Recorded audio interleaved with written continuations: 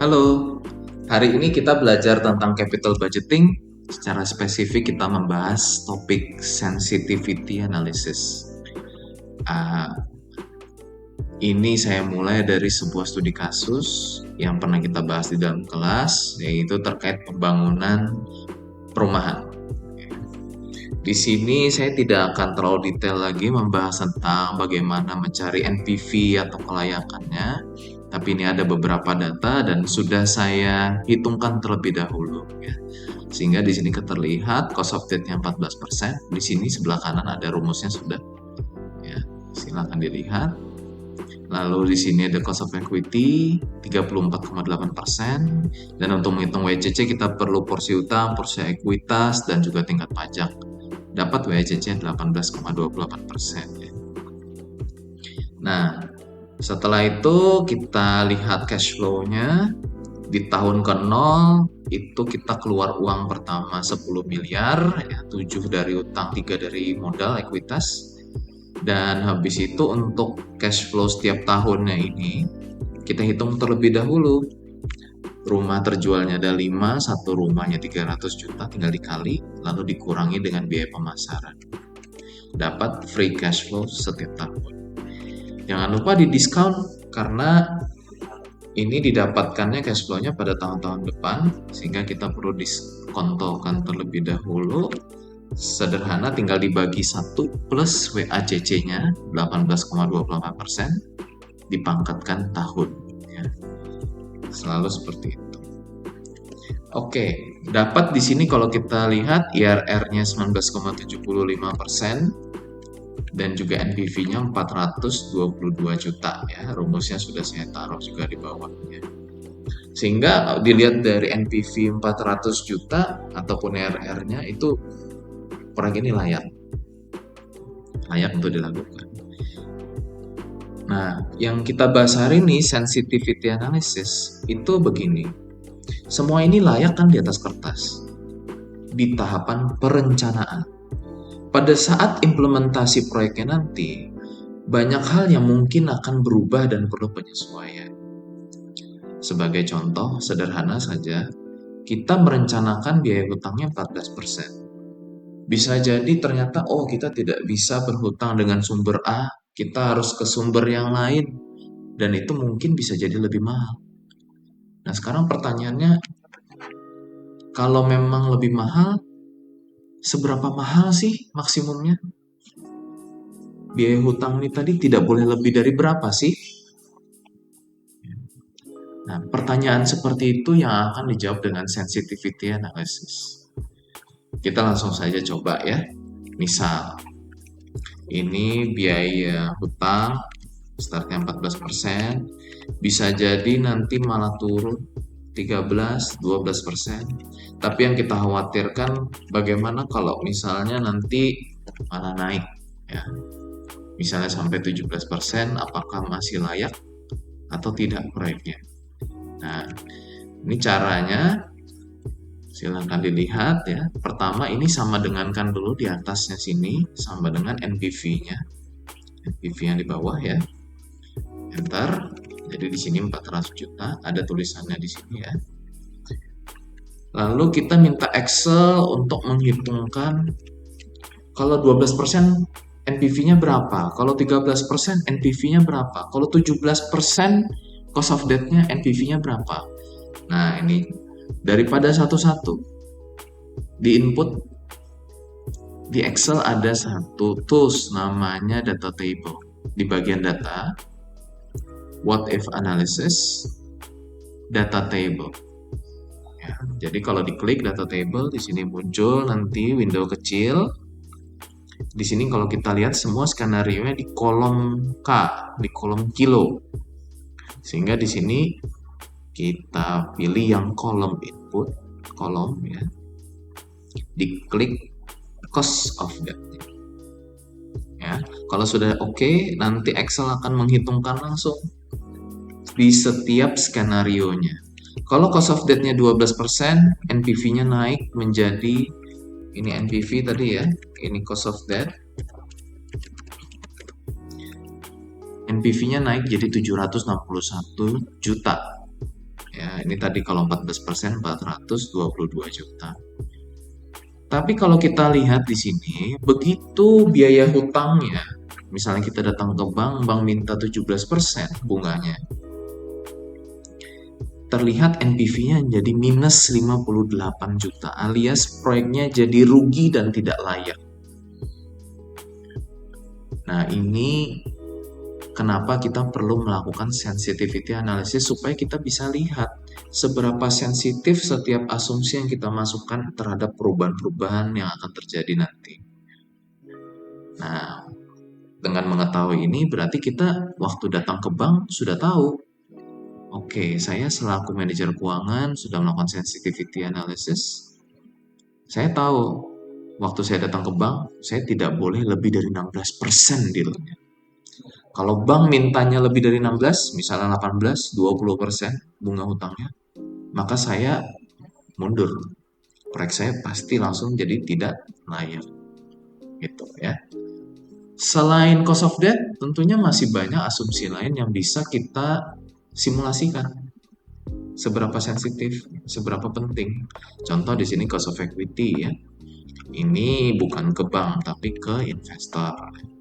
Misal di sini 34,8, kita sudah tahu NPV-nya berapa.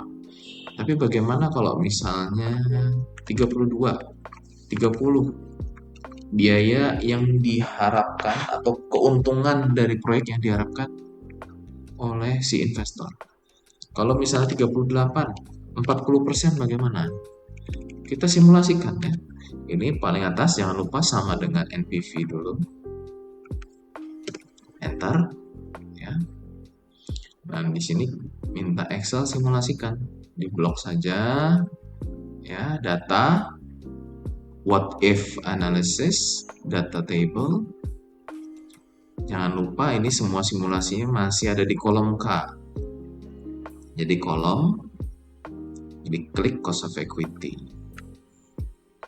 Oke, enter. Sesederhana itu. Dan kalau kita lihat, ini tadi cost of equity ya. Dan kalau kita lihat, semakin sedikit biaya ekuitasnya, artinya keuntungan yang diharapkan oleh investor semakin wajar ke 30%, maka NPV-nya juga naik. Tapi kalau semakin investornya semakin minta banyak ya, saya pokoknya mau keuntungan proyek ini 40% buat saya. Itu bahkan proyeknya tidak layak, NPV-nya minus 24 juta. Jadi begitu datang ke investor, kita juga akhirnya sudah punya pegangan. Oke, kalau aku sudah deal 14% sama bank, berarti sama investor nggak boleh lah 40%, maksimum misalnya di 38 atau 35 tadi ya, sudah punya pegangan seperti itu. Harga rumah bisa nggak Pak? Bisa ya, mari kita simulasikan harga rumah. Harga rumah di soal ini awalannya 300 juta. Bagaimana kalau misalnya, ini saya copy ya, 300 juta. Bagaimana kalau misalnya kita ubah gitu ya, harga jual rumahnya kita simulasikan 290 misalnya 280 gitu ya. Kalau lebih 310 atau 320 gimana? Nah, ini ya. Terutama concern kita adalah kalau kita turunkan. Seringkali kita bertemu customer yang pengen beli rumah, mereka minta diskon, potongan harga. Nah, dengan melakukan simulasi ini kita sudah tahu terlebih dahulu berapa banyak diskon yang bisa kita berikan kepada customer. Jangan lupa di sini sama dengan NPV di perhitungan. Ya, sudah dapat NPV-nya, ini tadi harga rumah ya. Jadi saya blok. What if analysis lagi, data table. Ya, ini muncul kecil. Jangan lupa sekali lagi semua simulasinya di kolom K. Jadi ini di kolom ya, kolom input harga rumah. Ini harga rumah ini. Oke. Nah, langsung dihitungkan sama Excel.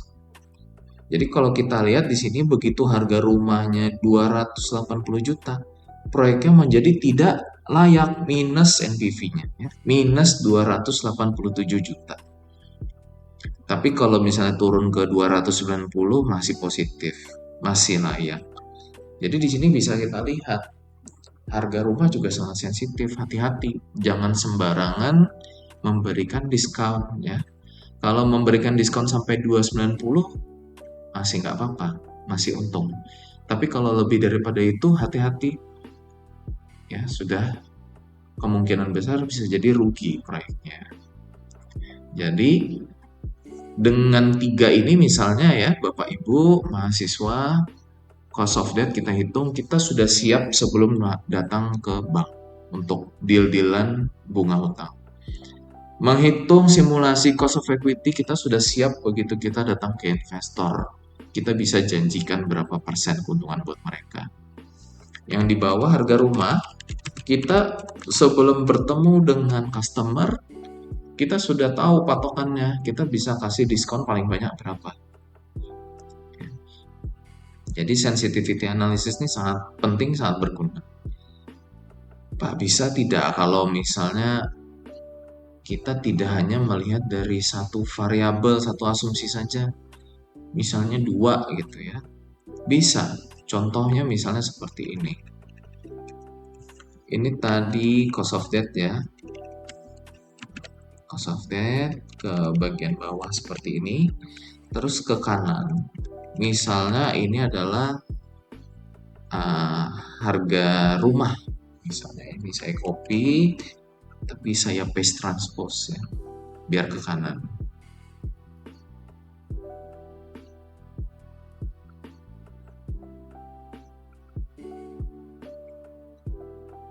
Nah, ini ya.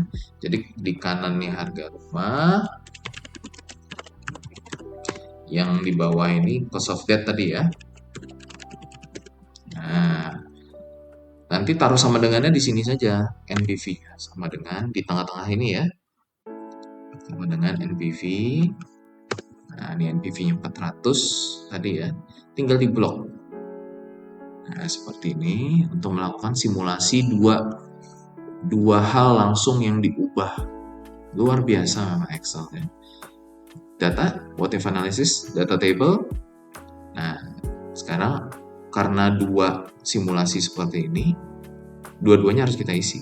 Row ini baris ya. Jadi kalau di baris ini kita lihat simulasinya adalah harga rumah.